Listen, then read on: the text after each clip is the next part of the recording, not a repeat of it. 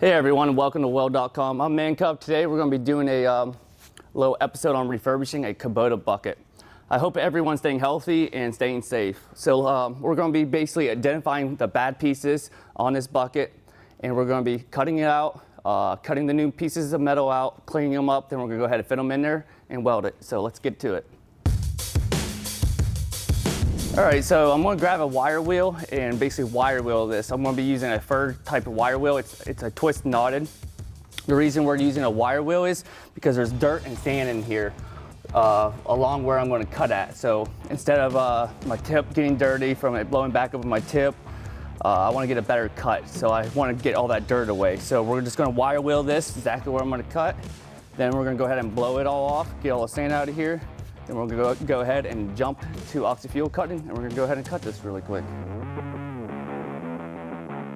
All right, so we got this all cleaned up. So I'm looking, the more I look at this, there's all rust all right here.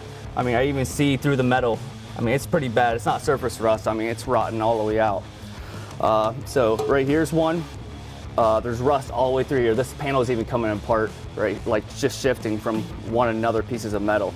Then over here, I can see lots of light. So what we're going to do is we're not going to damage this piece and damage this piece. So we're going to basically cut this piece out about a 1/4 inch away from the good piece of metal. So we're going to cut about 1/4 inch all the way down and cut this. We don't care if the cut's straight or bad because this is all going to get removed. So your object is try to get close as you can to your base metal that you want to save. But right here, we're going to be not saving these top two pieces. So we're going to be all right. We just cut this piece and we cut that piece. So how I know I cut all the way through is the metal shifted on me. As soon as I got to this end, it popped. So it moved over like a 1/4 inch. All right, we got them done. We got one more piece to cut. We're going to flip this over on its flat, but you're going to be looking at the bottom of this bucket. We're going to clamp a straight edge next to a good piece of metal right here. And we're going to cut along that, and that's our last cut, and we're going to clean them up.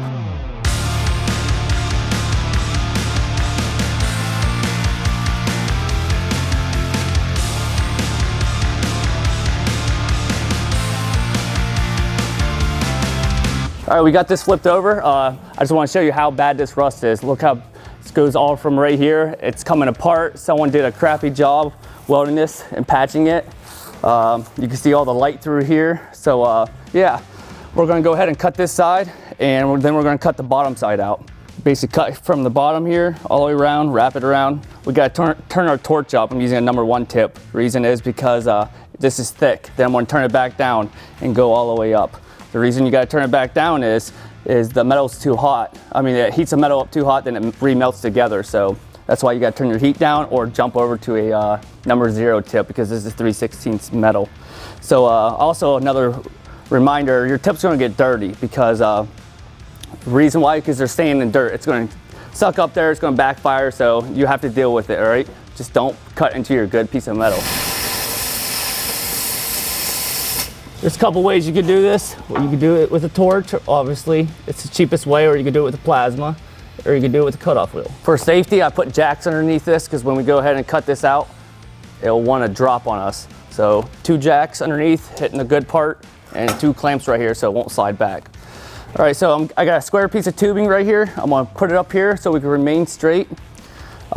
Here's the good piece of metal. We're gonna cut right in the middle of this where it connects to this piece of metal right here. This is bad, this is good. This is where the arms of the bucket or the arms of the tractor hook onto. So we're gonna put this up here, use these mag switch clamps, and that's it. Then we're gonna go ahead and make a cut.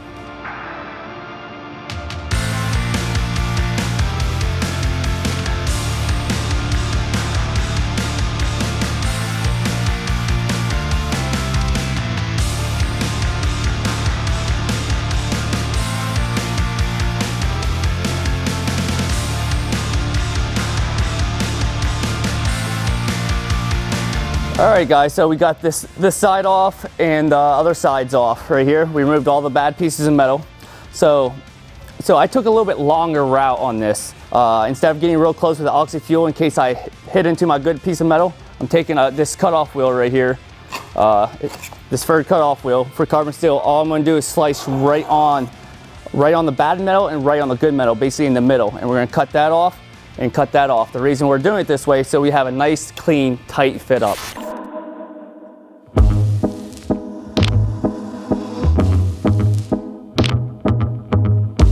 We're gonna jump over and do the same exact thing. Then we're gonna go ahead and clean this up a little bit, about a 1/2 inch back, until it's completely silver.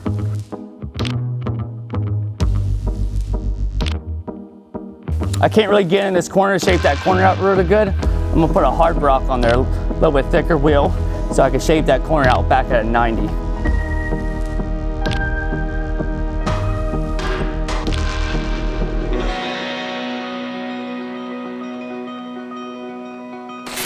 All right, so we just got this all cleaned up. I like it, it's nice and straight. So we're gonna go ahead and move on to the engineering part. We're gonna figure out how big I want this. Obviously I'm gonna go bigger now since I said it. I'm gonna go bigger.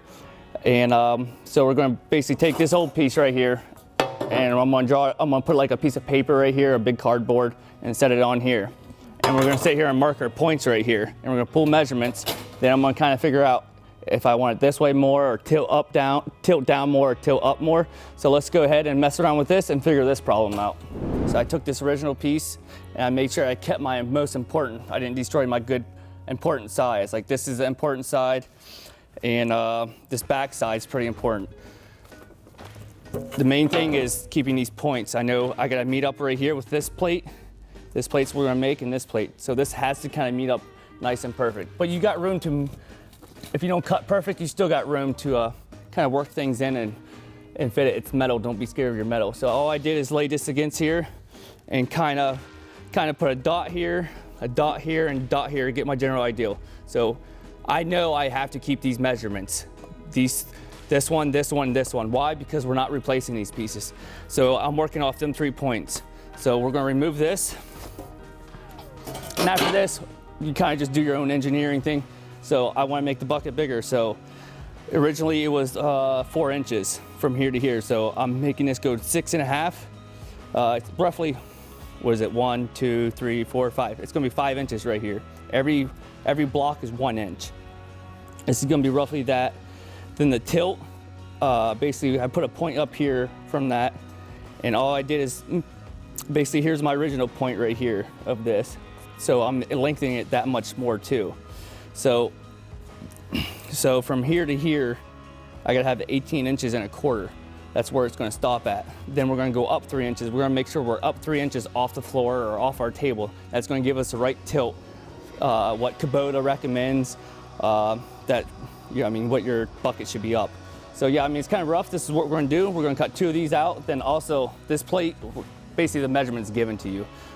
We gotta cut this at 48 inches, and we're gonna cut 2 of these. You basically got this measurement. This is pretty simple. You're just gonna measure this 12 inches, and you're gonna measure this 5 inches, but we're not doing this 5 inches. We're gonna do 6.5, and that's it. All right, so we got this all drawn up, pretty easy and simple with this program. So I basically got 2 sides drawn up, and I got my bottom and my little side piece. We got that all drawn up to the measurements I told you about. All we're gonna do is basically hit play, and this machine is gonna go ahead and do its job, and we're gonna clean it up nice and simple.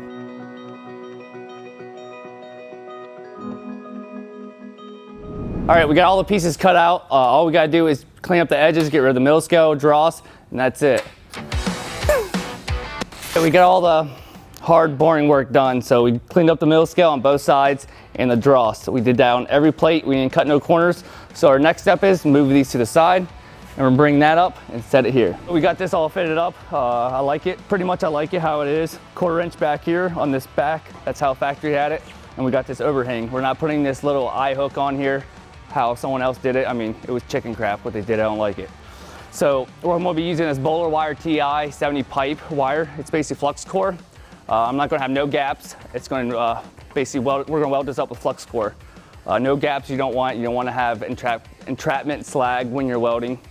So we're gonna be running off this EMP 285 ESOB. So I'm gonna be running 75-25 gas. My settings is gonna be about, 26 volts, 27 volts, and 300 wire feet speed. It's about right there. But let me throw this wire in there and get it all set up, and we'll go ahead and start welding her up. The first thing I noticed just by looking at this wire, I thought I grabbed the wrong wire. You see this? Yeah, it looks like it's ER70S-6, but I didn't. It's a flux core, seamless flux core wire with gas. I mean, that looks pretty cool. I bet the camera guy was telling me, I didn't think about it at the time, that this will not absorb, moisture. You guys get what I meant, but yeah, it'd be pretty cool to see how this runs and how it's gonna look. I'm pretty excited. So that's pretty cool, I've never seen that before. Today we're gonna be running on the ESOB 285 IC EMP. So first thing we're gonna do is switch this over to flux core. Why? Because we're running flux core wire. Second is gonna be 28 volts. I'm not gonna be running that. I'm gonna run down to 27. Run a little bit thinner material, so I might have to give them a little bit less volts, a little bit more volts maybe. We'll see how it runs. So I'm gonna come down to 315. So that we're all good on that. That's my settings. The type of gas is 75-25. And that's it. We're gonna go ahead and start tacking and start putting the whole thing together.